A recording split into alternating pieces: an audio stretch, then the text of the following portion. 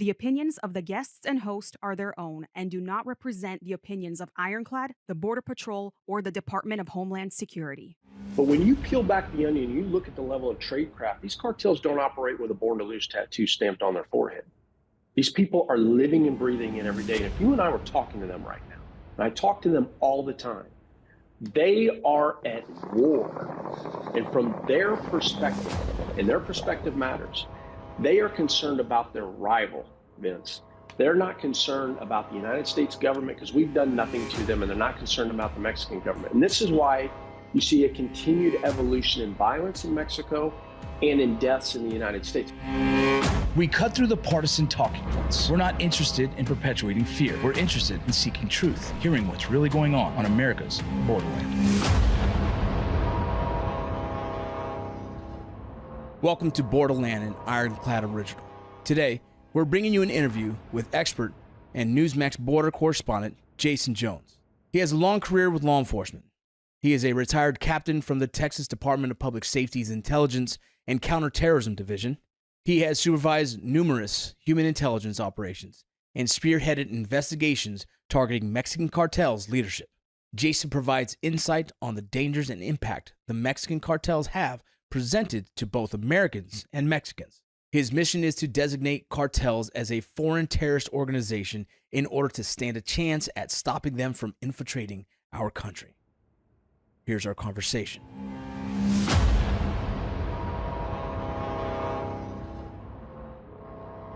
If you don't mind, for those who are watching and listening and probably don't know, probably been hiding under a rock or something like that, and don't know who you are, if you don't mind kind of giving us a brief bio and introduction of yourself.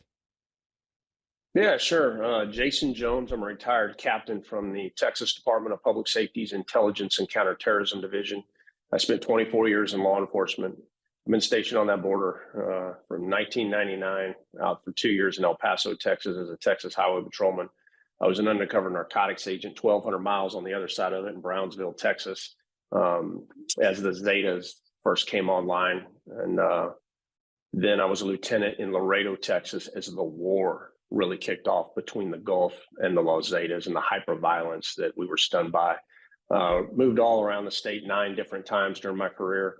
After Laredo, as a lieutenant, promoted to captain, went to Austin headquarters, ran the state intelligence center, one of the largest intelligence centers for a local or state law enforcement agency in the country, totally independent from the federal government and paid for by the great state of Texas. And then I ran the Texas Rangers cross-border operations center. I was not a ranger, but because I worked closely with the U.S. intelligence agencies, doing so many things down in Mexico, rescuing migrants and Mexican citizens from the Los Zetas who had become absolutely hyper-violent. That's why I took over the state border security operations center. And I was very honored to do it because, you know, the Texas Rangers don't let anybody in their programs. And for the chief of the Rangers to have me actually, you know, be in charge and command one of his programs, it was a great honor. But we rescued and saved a lot of people. And I'll be very frank with you. I was pissed off when I retired that the American public were being lied to and not being told what was really taking place with the evolution of these cartels, what they had become, but most importantly, how they were impacting this entire country. And so I went public. And my whole theme has been, and has not changed since 2016, is that I've been trying to get the cartels designated as foreign terrorist organizations. And I'm a firm believer that if we illuminate it, we can eliminate it. And so I go to the border every other week and I show the American people what's happening. And now what's really happened over time, Vince, is that I've got so many Border Patrol agents, so many people in the private sector. They send me constant videos to illuminate the cartel's operations, both in Mexico, at our border, and in our own country. And I'm very humbled by that. Somehow, I went from a law enforcement officer into journalism. Never the plan, just so you know. It's funny how things work out in life. And today, I'm Newsmax's national border correspondent. And I was offered a great gig, which I didn't even know I could be offered such a job. And I'll be very frank with you, though. My specialty, what I do, is I embed with law enforcement around the country, and I show through their lens what they're going through and what they're up against. And I think that that's the closest way we can bring where the American people are here, where law enforcement and intelligence agencies are here, and bring that gap closer together. That's my goal. Yeah. And so every day, that's what we're doing. I love that. You know, this subject, the border crisis, immigration, and, drugs, all of this topic kind of falls under the same tree, just different branches. And some people get confused by it by if they're against illegal immigration, then they kind of don't want to listen to the rest of the conversation. And the other side, if they want open borders, then they don't want to hear anything else. And so we've kind of created this subject itself has kind of created a division in our country. And the big reason for me wanting to do this podcast was to be able to have many different thought leaders in the space to hopefully, I believe, with the information, the education of this subject, we start bringing more people aligned in the center. I think we start to have more people understanding and not be fearful of the information, but yet learning and understanding like, hey, one, as a country, United States, we want legal immigration, but two, we also want protecting our nation. We want to protect our people. And so in this conversation, because your expertise is fundamental with the cartel situations and how those can kind of disrupt America and cause chaos. We'll dig into that, but really just wanted you to know the goal of this whole show is hopefully to educate people on these subjects. And since you're subject matter expert in this field, this is what we will talk about today. But like, just so you know, for full transparency, we've talked to immigration lawyers, we've talked to educators, and everyone has their own perspective and their belief of it. And what's been really fascinating is that I think everyone can agree so far that we've talked to is that they still want a safe country for their kids, for their family, and when you say that, it's like, okay, well then we're not so far off in our ideologies and what we want in America. And that subject alone, but people's perspective of what secure means to them is different. How do you secure your own home? I have an alarm, I have a gate, whatever the case. Everyone chooses how they do that.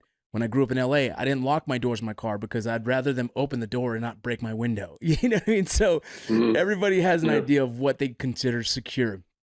Currently, you've seen the issues we have in our borders, and not going into the political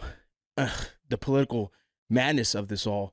But what are the concerns that you're seeing today from your experience and your expertise that the American people, the average person who probably is so far from the border, who does everything they can to just ignore it because the conversation is always an argument? What are some things that you really want to get them to start to understand and know about the severity and the issues that we have on our border? It's a great question. Great question. First is that they are witnessing the largest U.S. intelligence failure since 9/11, and it is impacting them and their families. What has happened is that the media, through their lack of understanding of what we're up against, look at the border through the lens of immigration. And there's many reasons for that. But as you just, really identified, that is one layer to a multitude of problems that are impacting us. And everything that I'm about and what I'm trying to do is expose what was a national security failure, which today it's gone, it's over. And you're going to hear from a lot of so-called experts that we're dealing with a major national security failure, or problem. National security is over. We opened our borders to the world. We are now in the realm of public safety domestically. And everything I am about now is about illuminating the public safety threat to the American people. And everything we should be doing at local, state, federal, DOD, and U.S. intelligence agencies level is about staying left of boom, because the problem now walks among us. And yes, definitely because of the immigration side, there are multiple layers of, tradecraft from spies that have now entered the country.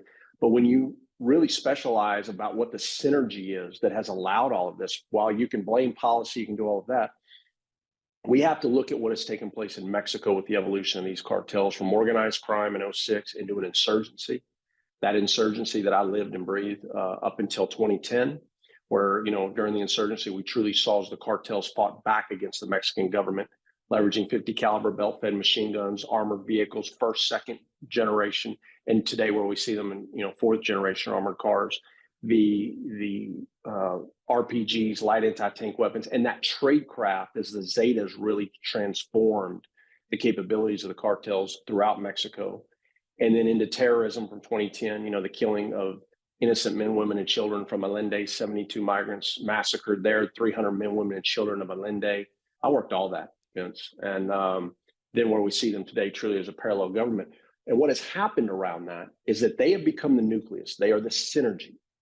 And as we opened our borders to the world, what has not been told to the American people, and where I'm so concerned about this, is that you've got long haul smugglers now working side by side with the cartels, who are also working side by side with state and non-state actors globally now. The game has completely changed. Then when you start looking at how they control everything in Mexico with their networks and their alien smuggling organizations and the Halcon network, who then collaborate throughout our nation with US-based street gangs and what we call tier one gangs that impact multiple regions of the state. That is where we are in the national security failure that's now gone and in the public safety threat. Because as you know, as a former Border Patrol guy better than anybody, if you want to get into the United States, you have to work with one group, and that is the cartels, right? They have operational control of that country, and they own the plazas, which are basically municipalities. And so if we're going to be successful, whether we're talking about stopping immigration, illegal immigration, if we're going to be, stop the deadly fentanyl coming into the country, if we're going to stop high values who are coming and working with them, we have to focus on the cartel specifically and their labs. Otherwise, where we are right now, get ready. If you think it's bad now, this is just the beginning of how bad it could be. I'm going to back you up for a second because, for me, I understand a lot what you're talking about. I think sometimes the average end user might not. And so I'll ask for a little bit of clarification on a few things. When you say national security failure, can you better explain what that means? And you're saying that the national security is no longer. And then you said now we're focusing on state and local. Well, I don't know how you word it. Sure. Right. Great question. And I'm glad you asked me to clarify that. When you think of national security nexus, the national security enterprise, what I would call the Homeland Security Enterprise, its role and its function is to prevent the problem from getting here, right? That's the whole goal when you hear national security. We're preventing the issue from getting here. We fight it downrange, not at our borders. And as we open the world up to coming here at our southern border, at our coastal borders, at our northern border, but also what a lot of Americans are not aware of through the CBP-1 out, we've got them flying in now legally into the United States at airports all over the country. So when you look at the scope of it, that is why I say it's not about national security anymore. It's all about public safety. I mean, look at the young girl that was just killed by a individual who came here illegally from Venezuela. This is a great example of what I'm talking about. Think of all the sexual assaults that are occurring to people right now and women across our country that Americans aren't being told about. DWIs with crashes killing families. This is all going to be illuminated. And for me, everything is about protecting the American people now and realizing that we are in a different world. We are not in the world of talking about national security anymore. We opened it up to the world and the world's problems, and it's here. And it walks among us, and we have to illuminate their operations and what they're doing. That's what I mean when I say that the national security enterprise model has failed us and that we're really witnessing the largest U.S. intelligence failure since 9/11. In the largest U.S. intelligence failure since 9/11, and that is, you're saying, because the massive influx of immigration that has kind of gone on in the past several years, whatever your case you want to say, but because of some of those outliers don't have good intentions for America. If I worded it, that's absolutely so. And I'll give you a great example, and this. What database do we check for Somalians that are coming in? I have no idea. We don't have one. Yeah. What database do we check for Uzbekistanis? What database do we check for Chinese? What database? It doesn't exist. Sure, we have some within the U.S. intelligence agencies where we can do voice recognition, but that's not what Border Patrol checks. Correct. You see, this is the story that hasn't been told to the American people.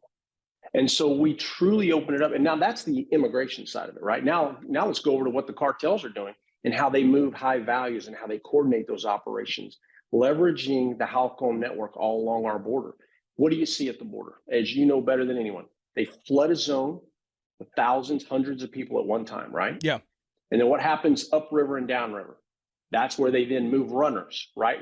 For whatever reason, they can't be in the country, but they move them to confirm that they can get in. Once they get in, then they move drugs, and then they move the high values. Very coordinated operations. And when you peel back that layer, that onion of how coordinated these operations are and how the lifeblood of them leverages, two-way handheld encrypted radios, some of them with global communications, the game has truly changed. And so that's where I'm talking about how we've opened up the border to the world's problems and they now walk among us. That's heavy. It is. But, I don't just talk about it, I show it. Matter of fact, I sent you some videos where you can see a video that we broke literally today, this morning, of a Mayo Zambada gunman. What you're seeing is a forward operating base run by Mayo Zambada's faction of the Sinaloa cartel just across from Arivaca, Arizona. It's on the Mexico side, but it's 100 yards from your border. And as you see this video, you see a cartel gunman, and you see he's got two AK-47s, but that's not really the important part of this. It's the tradecraft. Look at the handheld radio, the lifeblood of the organization. This is how they know when to move product, when the lane is open in the zone, as they call it, where the gate is wide open, because there's no Border Patrol agents, and then they'll move deadly drugs into the country, or they'll move bodies. And I've even got video here for you of some of the drugs that they're moving in, and you can see these individuals here who are a part of the organization, whose job it is to act as mules to move drugs into the country. If you look at the backpacks, you see the backpacks are square. The reason for that is that in this area, what they'll do is they'll take fentanyl and other controlled substances, they put it in Tupperware bowls, and then they seal it with tape and they stack them. And then they just push them straight down into the backpack, zip it up. That's how you know these are smugglers. I can't tell you what kind of drugs are in there, but I can tell you that those are definitely controlled substances. I've been working it since 1999. And that's also not going to be your normal marijuana. Those are usually moved in bundles, 100-pound bundles, 90-pound bundles. So anything that's compressed into a small backpack like that most likely is going to be your fentanyl, your oxycodone, whatever it is that they're bringing, but it's going to be most likely a pill form or a powder form, and that means it's a very different drug and a very different danger to the American people. Absolutely. I mean, look, that area is ground zero for moving in deadly fentanyl into the United States, impacting families all over this country at unprecedented levels. So, I've interviewed several people, and it's funny because outside of the Mexican border, the smuggling and trafficking networks are not frowned upon by other countries. Essentially, a lot of those countries don't have illegal immigration clauses, or it doesn't affect them if someone tries to move, migrate north towards America. And so they view it almost as if a travel agency, you know what I mean? And supporting the movement of people and just making a payment, just getting a job and helping and assist people moving to America or transporting to America. It's when it gets into Mexico, things change dramatically. Because what you said is it's almost impossible for anyone to kind of come into America without being connected to some kind of cartel or some kind of trafficking organization.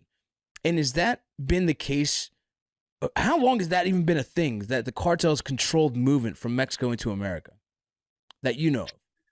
Yeah, that's a great question. I really began to understand it about 03, 04 to what degree they were really beginning to take over in Mexico. But in the old days, they didn't care about bodies. They didn't care about, and just so everyone's aware, that's a term law enforcement uses for people.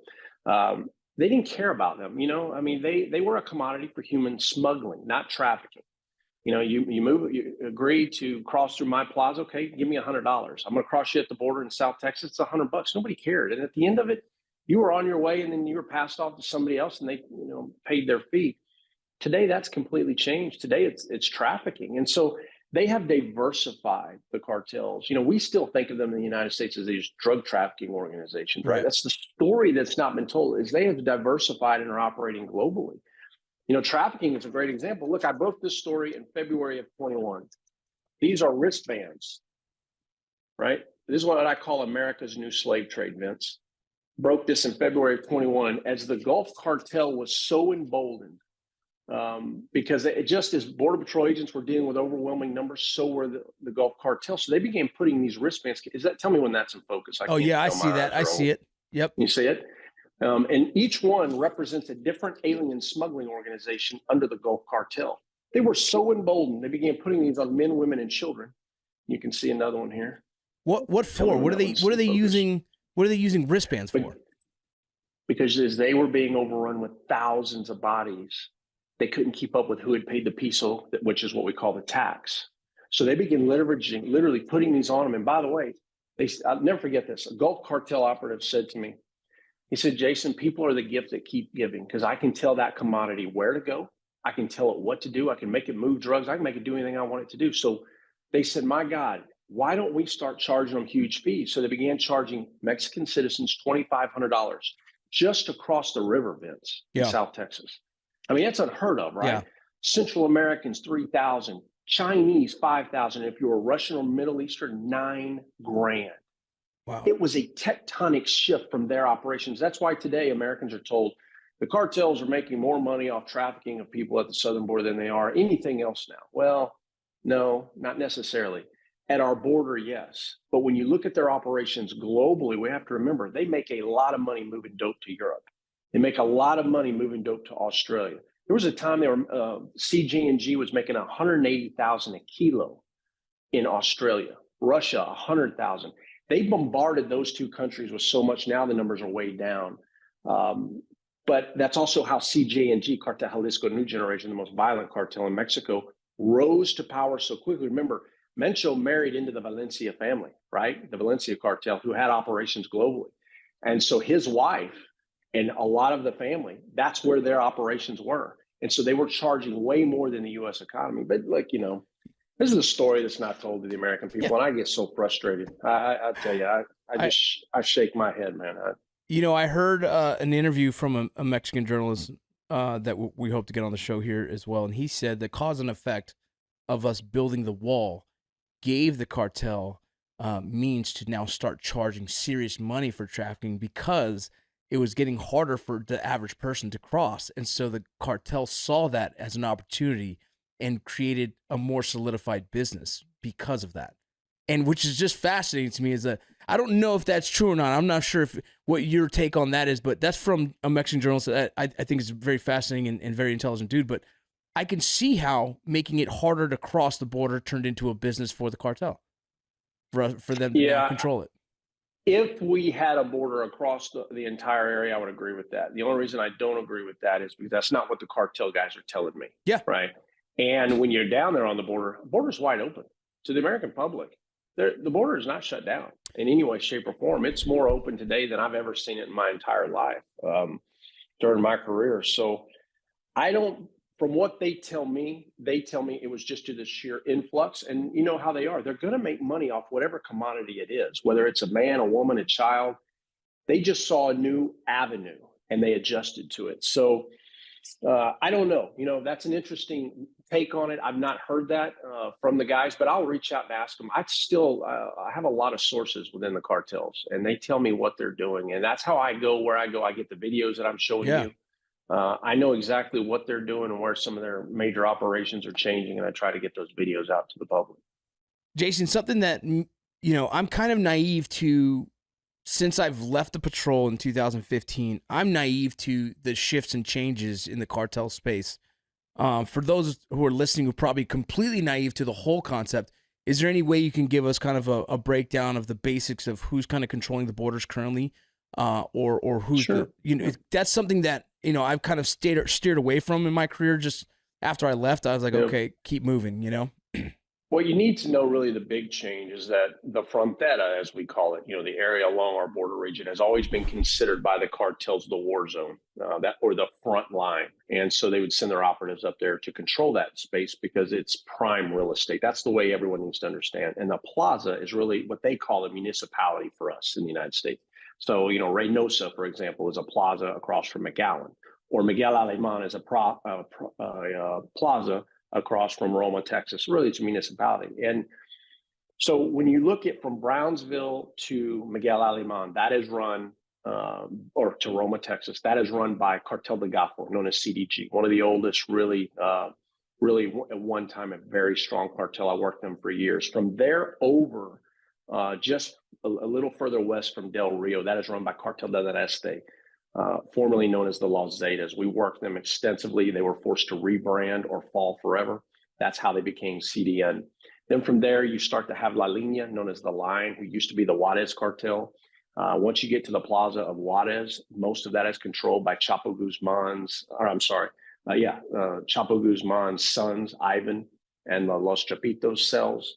They run everything through Arizona, all the way across, all the way to California. Wow. So the Sinaloa cartel really is the dominant cartel in control of those plazas. Now, you got a lot of infighting in Caborca.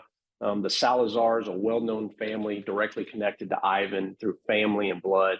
They are starting to break up, trying to get away from the Sinaloa a bit after 4 years of battling in Caborca and along those regions in Aravaca. That's why right now with the videos I showed you a little while ago, you got Mayo Zambada's cell there fighting the Chapito cells, the sons of Chapo Guzman. There's some infighting there. It's been going on for about the last 3.5 to 4 years. But that's how the makeup is. So it's very easy to understand the trends that impact us and the American people. Sinaloa is responsible mostly for deadly fentanyl flowing into the United States. Cartel Jalisco New Generation, the most hyper-violent cartel in Mexico, is really producing more deadly methamphetamine.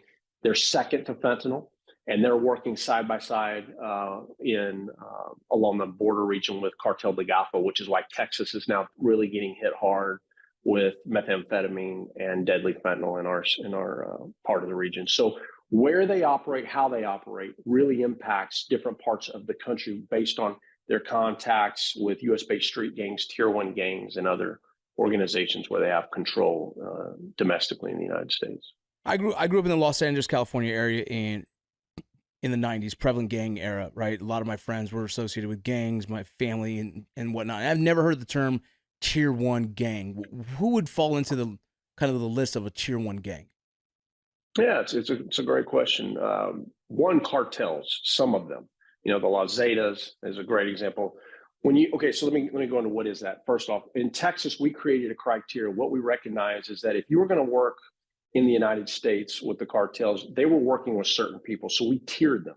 And we said, okay, if you operate in so many regions of the state of Texas, if you operate with so many operators, if you recruit juveniles domestically in our state, and if you have certain capabilities with certain cartels, then we're going to create a tiered program that would focus 2,600 law enforcement agencies in Texas, focusing on these priority targets domestically. MS-13 is a great example, who's been contracting down there. Mexican Mafia. Look, Mexican Mafia's operations with the Zetas would stun the average American if they knew. In Texas, MA is what we call MA, which is Mexican Mafias. Their constitution is out of San Antonio. Yet they've been running operations with the Zetas going back that I can tell you for sure when I was stationed as a lieutenant in Laredo, Texas in 2009. And they were literally doing hits, learning tradecraft, basic, intermediate, advanced training. They had cells in Laredo, Texas that were killing Americans throughout the country for reduced loads of narcotics. And at the same time, they were operating in Mexico, supporting the Zetas operations. But yet they deconflicted out of San Antonio. So when I tell you, as a former law enforcement officer, how far behind the United States government is in illuminating to the American people the threat that we face from the cartels, Tier 1 gangs, U.S.-based street gangs, this is why I've come out to say we've got to designate them as terrorists, and we've got to operate at a level we never have because the threat walks among us, and it's just to our south. Yeah, you said that they train. You said intermediate and experienced. Like, do they do military-style training in these cartels and some of these Tier 1 gangs? Oh, yeah, absolutely. Nothing new there. Yeah. So let's talk about this. This is a really good question. The FARC, right? The FARC was a designated foreign terrorist organization under the United States government for many years. Under the Biden administration, it was just removed. But the FARC, operating out of Colombia, has been providing tradecraft and training to the Zetas for many, many years. This is well documented. Anybody can Google this. Yep. The U.S. intelligence agencies know it. If you look at the Papa bombs that are made by CJNG, that tradecraft is directly coming from the FARC. And so, yeah, they've been working with them. Look at the Zetas. What were the Zetas originally? Let's really talk about that, right? They came from Mexican Special Forces, right? And they were mostly Sedena operatives who came over, originally started with 7, then 14. That's where Mamito and many of the other guys came from. And they started working for OCL Cardenas as enforcers. So, OCL Cardenas used to say about the Zetas that, they're my zapatas, right? They're my shoes. That's why they're called the Z's. A lot of them, people are not aware of that because he used to wear them like his shoes. They were his enforcement wing. And so working with special forces, that's where they gain tradecraft, Vince. In the old days, you're going to go do a dope deal in South Texas and, we're going to do the deal at 7 o'clock at night, right? In a parking lot of like HEB, or I'm going to buy 10 kilos of cocaine. We're on doper time, right? That's what we used to call it. I know you remember that term, Yeah. Right? And so the dope deal may go down at 2 a.m. because, they're sleeping all day from partying all night. There was no tradecraft. The Zetas were different. And what they brought to the Mexican cartels was tradecraft and discipline. When they said they were going to be somewhere at 7, At 6 o'clock, they arrived, ready to operate, ready to do what needs to be done, doing their secondary and third checks and operationalizing everything. This is why everybody wanted to be a Zeta. This is why they spread like a virus across Mexico. And the other cartels learned very rapidly, very quickly. Either you gain that same capability or that we are falling. And that's why enforcement wings across Mexico were developed within all of these cartels. And now, what was violence at the frontera, where the war zone traditionally was, now you see the violence across Mexico impacting Mexican citizens at a level that really, we should be talking about on nightly news every single night. Yeah, I want to get into Mexico, but we're going to have to circle to that later in a second, because you said something earlier that kind of caught my attention. You said they were doing hits in America. If these tier 1 gangs, these cartels doing hits in America, how come we don't hear about it often? How come I've never heard of a case that directly goes to the cartels association with setting up a hit? And, I've never, look, I'm not a naive dude. I know there's things that are kind of shady that happen, and I see things like, man, that seems a little odd, right? But publicly, the average person probably doesn't dig as deep as I do, and also doesn't have the background I do to kind of associate and identify and things like that. And so how come us as American people have never heard of a cartel hit done in America? Oh, man, and it's happening all the time. I'll tell you a great story. I'm sitting in my office. I'm a captain in the Texas Rangers Border Security Operations Center, and a guy who works in a unit that I'll never be able to talk about publicly. It's one of the most secretive units within the department. Who worked for me. I created the unit. He comes to me and he says, "Hey, Cap, we got a problem." I said, "What is it?" He said, "We've got a murder in Southlake, Texas. This is 2013. I said, "Well, why is that a problem?" He said, "Because the FBI, the DEA, and HSI is on scene." I said, "Oh, shit, we got a problem."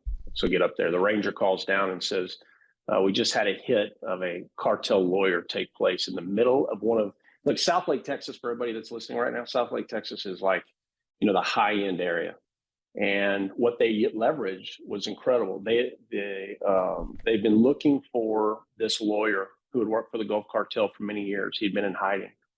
And his family members who lived in Florida, the cartel knew about them. And so they began putting tracking devices on their vehicles. And for months, they followed this family, and they finally located him, and they executed him in the mall. That was the first one that I got. The second one I got, I'll give you another example. Sit in my office again, because, I'm a captain. That's what you do, right? And I'm drinking coffee, and same agent walks in. He says, "Hey, we got a problem." So what problem we got?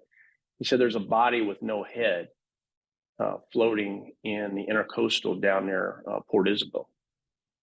And I said, "Yeah, that's a problem." He said, "The ranger just called and said they want some help.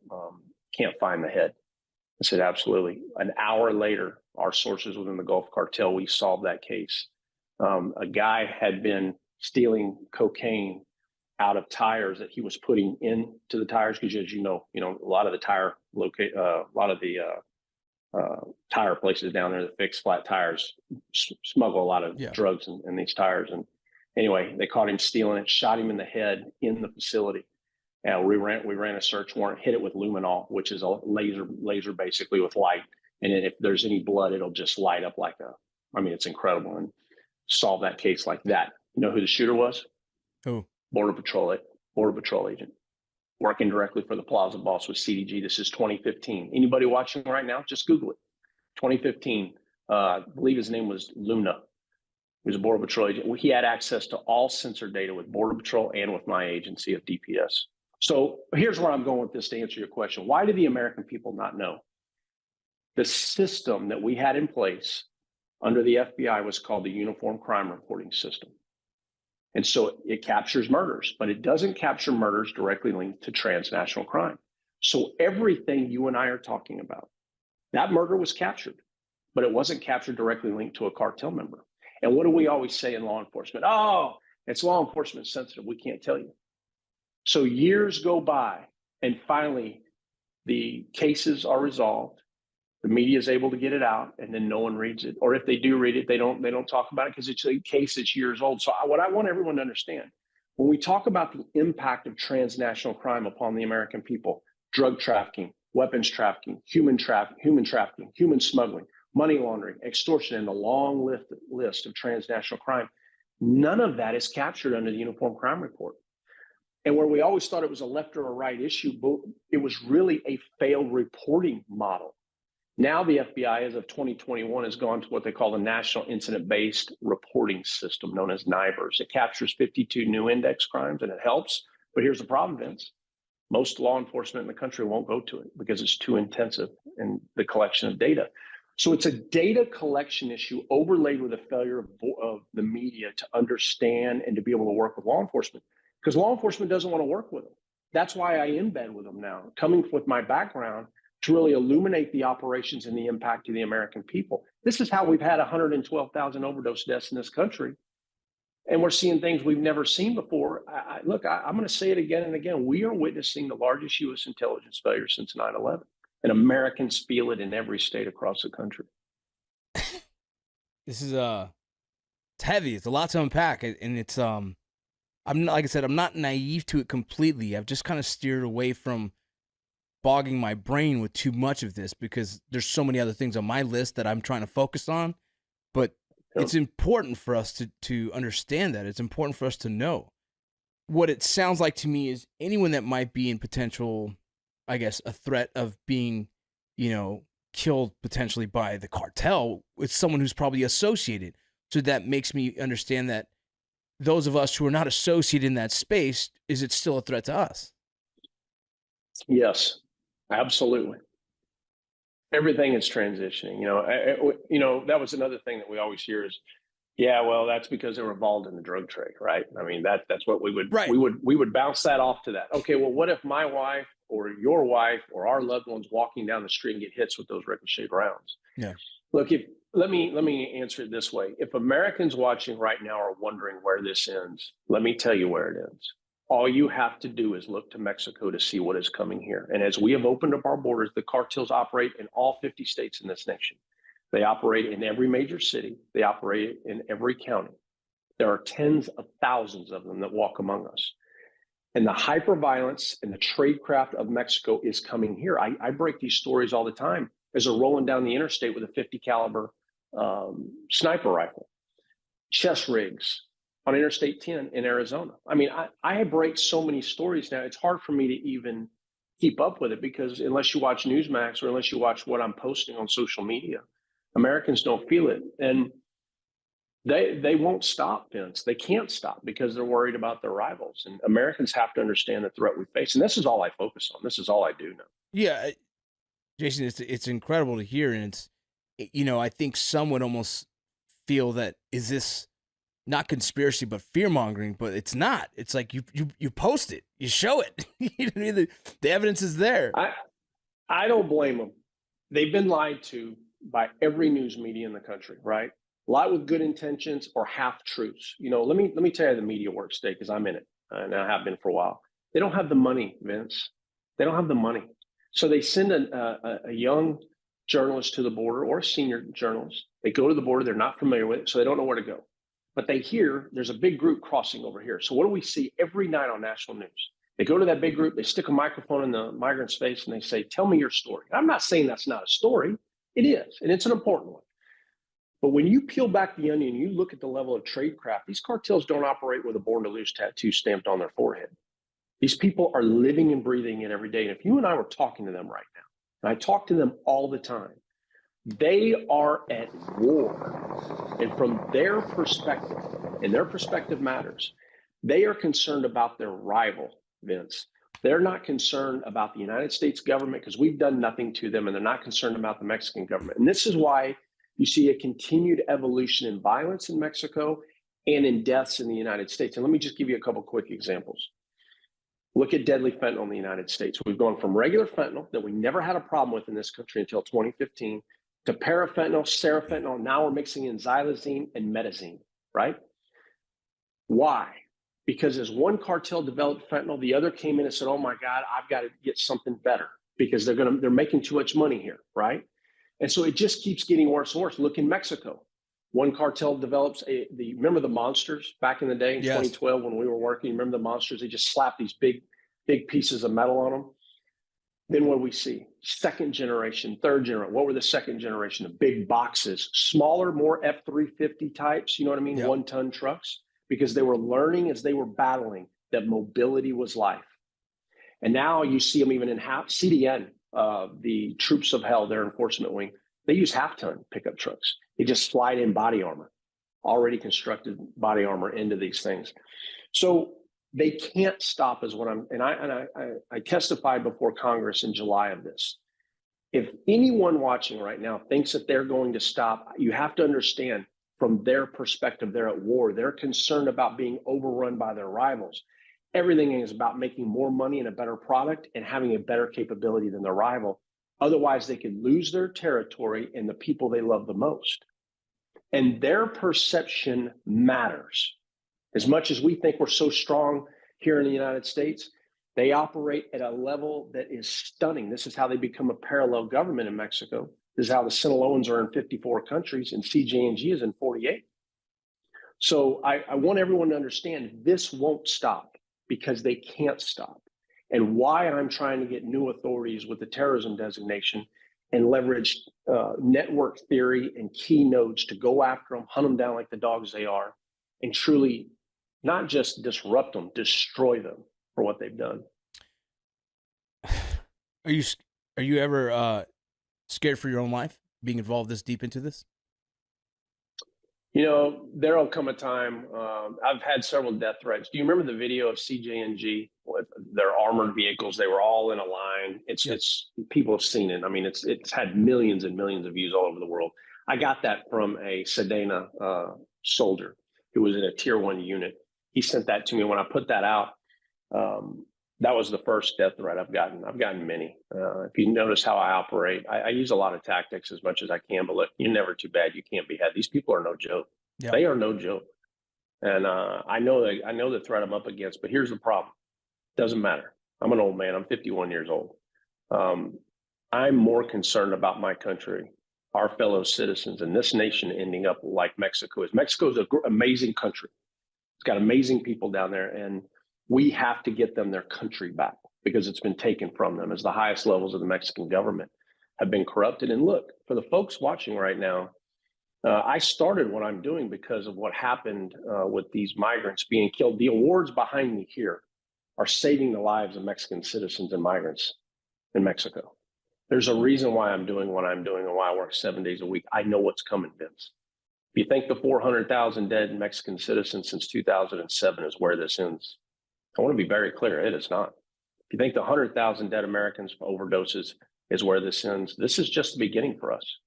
And the longer our government and the Mexican government and governments around the world wait, they rise at a level and continue to rise to a level we've never seen.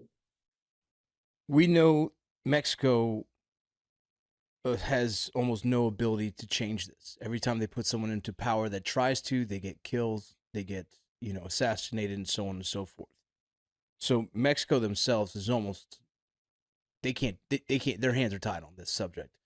Is that potentially what's happening here currently in America as well? Has the cartel infiltrated America at the highest levels potentially to the point where we ourselves are kind of at liberty to them?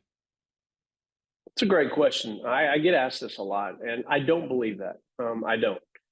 Let me tell you what I see. And you're talking to somebody that has briefed state leaders across the country, elected leaders, senators, congressmen, privately on both sides. And you're gonna be stunned what I find. Do you know what I asked them now before I brief them on what's happening? When was the last time you were briefed, either classified or unclassified, by U.S. intelligence agencies or federal law enforcement on what has taken place in Mexico? You know what the answer is? Zero. And one guy said he was briefed by a CBP agent who hadn't worked the border in 10 years. This is where we are. Now, a lot of them go to the border and they take a tour. So but that's not a cartel briefing. You see what I'm getting at in the evolution of them. So that's why I'm doing what I'm doing. On the left, what I hear is they get their intel from MSNBC and CNN. On the right, Fox News. And so what I've truly learned is they don't know, Vince. Yeah. The leaders of this country don't know. And when they try to get briefings, they can't get them. Now, if you're a part of certain subcommittees, you're getting those briefings. But you got to remember, that's a very small grouping of leadership within the Senate and within the House. So what I find is most of them truly don't know. So they watch what they see on news and then they repeat it because they themselves don't know. And so that's why we're doing what I'm doing. Look, I'm a part of Border 911, some of the best in the country. And we're trying to do everything we can to brief these leaders and get out what's happening to show it.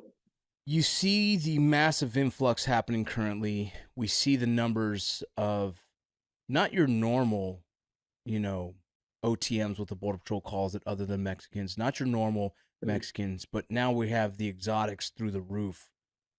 Is there a fear for you outside of the cartel side of things, but those outliers who potentially want to bring harm to America? Oh, absolutely.